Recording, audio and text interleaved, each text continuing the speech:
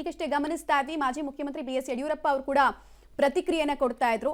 ಈಗಿರುವಂತಹ number ಅಲ್ಲ, ಇನ್ನೂ ಜಾಸ್ತಿ ನಂಬರ್ನ ಎಕ್ಸ್ಪೆಕ್ಟೇಷನ್ ಅಲ್ಲಿ ನಾವಿದ್ದೀವಿ, ಇನ್ನೂ ಕೂಡ ಫೈನಲ್ ಆಗಿಲ್ಲ, ಇನ್ನೂ ಕೆಲ ಗಂಟೆಗಳು ಬೇಕಾಗುತ್ತೆ ಒಂದು ಕನ್ಕ್ಲೂಷನ್ಗೆ ಬರೋದಕ್ಕೆ ಅನ್ನುವಂತಹ ವಿಶ್ವಾಸದಲ್ಲಿ ಬಿಜೆಪಿ ನಾಯಕರು ಇದ್ದಾರೆ. ಜೊತೆಗೆ ಈಗಿನ ಪರ್ಫಾರ್ಮೆನ್ಸ್ ಏನಿದೆ, ಕೆಲವರು ಅದಕ್ಕೆ ಹರ್ಷವನ್ನ ವ್ಯಕ್ತಪಡಿಸ್ತಾ ಇದ್ರೆ, ಕೆಲವರು ನಮ್ಮ ಸ್ವಯಂಕೃತ ಅಪರಾಧದಿಂದ ಕೆಲವನ್ನ ನಾವು ಕಳ್ಕೊಂಡಿದ್ದೀವಿ, ಬಟ್ ಮುಂದಿನ ದಿನಗಳಲ್ಲಿ ನಾವು ಫಿನಿಕ್ಸ್ ಪಕ್ಷಿಯಂತೆ ಎದ್ದು ಬರ್ತೀವಿ, ಕೇಂದ್ರದಲ್ಲಿ ನಮ್ಮದೇ ಸರ್ಕಾರ ರಚನೆ ಆಗುತ್ತೆ ಅನ್ನುವಂತಹ ವಿಶ್ವಾಸದಲ್ಲಿ ಇದ್ದಾರೆ.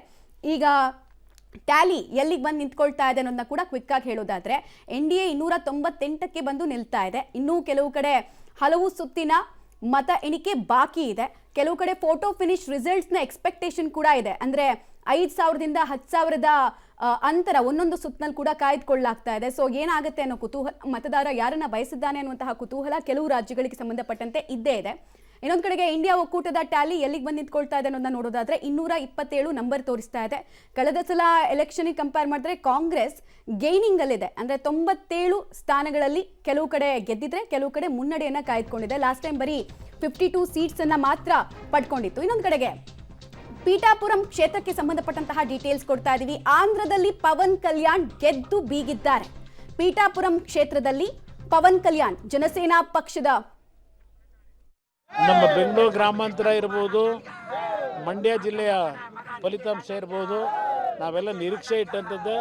ಆ ನಿರೀಕ್ಷೆಯನ್ನು ಈ ಭಾಗದ ಮತದಾರ ಬಂಧುಗಳು ಇವತ್ತು ದೊಡ್ಡ ಮಟ್ಟದಲ್ಲಿ ಆಶೀರ್ವಾದ ಮಾಡೋದ್ರ ಮುಖಾಂತರ ನಮ್ಮ ಒಂದು ಜವಾಬ್ದಾರಿಗಳನ್ನು ಇನ್ನೂ ಸರಿಯಾದ ರೀತಿಯಲ್ಲಿ ಇವತ್ತು ಜನತೆಯ ಪರವಾದಂಥ ಕಾರ್ಯಕ್ರಮಗಳಿಗೆ ಚಾಲನೆ ಕೊಡಲಿಕ್ಕೆ ಏನು ಆಶೀರ್ವಾದ ಮಾಡಿದ್ದಾರೆ.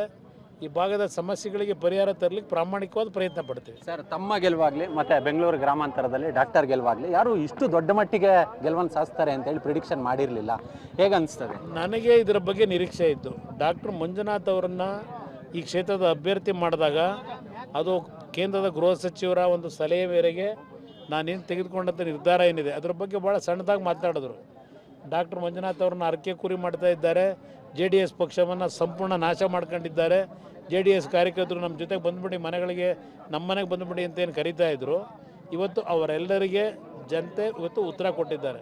ಡಾಕ್ಟರ್ ಮಂಜುನಾಥ್ ಅವರ ಈ ಗೆಲುವು ಏನಿದೆ, BJP ಮತ್ತು JDSನ ಎರಡೂ ಪಕ್ಷಗಳ ಕಾರ್ಯಕರ್ತರ ದುಡಿಮೆ ಮತ್ತು ಎರಡೂ ಪಕ್ಷಗಳ ನಾಯಕರುಗಳ ದುಡಿಮೆ ಇವತ್ತು ಈ ಕ್ಷೇತ್ರ ಈ ಎರಡೂ ಪಕ್ಷಗಳ ಪರವಾಗಿ ಜನತೆಯ ಆಶೀರ್ವಾದ ಇದೆ ಅಂತಕ್ಕಂಥದ್ದು ನಿರೂಪಿಸಿದ್ದಾರೆ. 28ಕ್ಕೆ ಸುಮಾರು ಒಂದು 24 ಗೆಲ್ಲಬಹುದು ಅನ್ನೋ ಒಂದು ಎಕ್ಸ್ಪೆಕ್ಟೇಷನ್ ಇತ್ತು NDA. ಕಡಿಮೆ ನನ್ನ ಎಕ್ಸ್ಪೆಕ್ಟೇಷನ್ 25-26 ಸೀಟ್ ಇತ್ತು.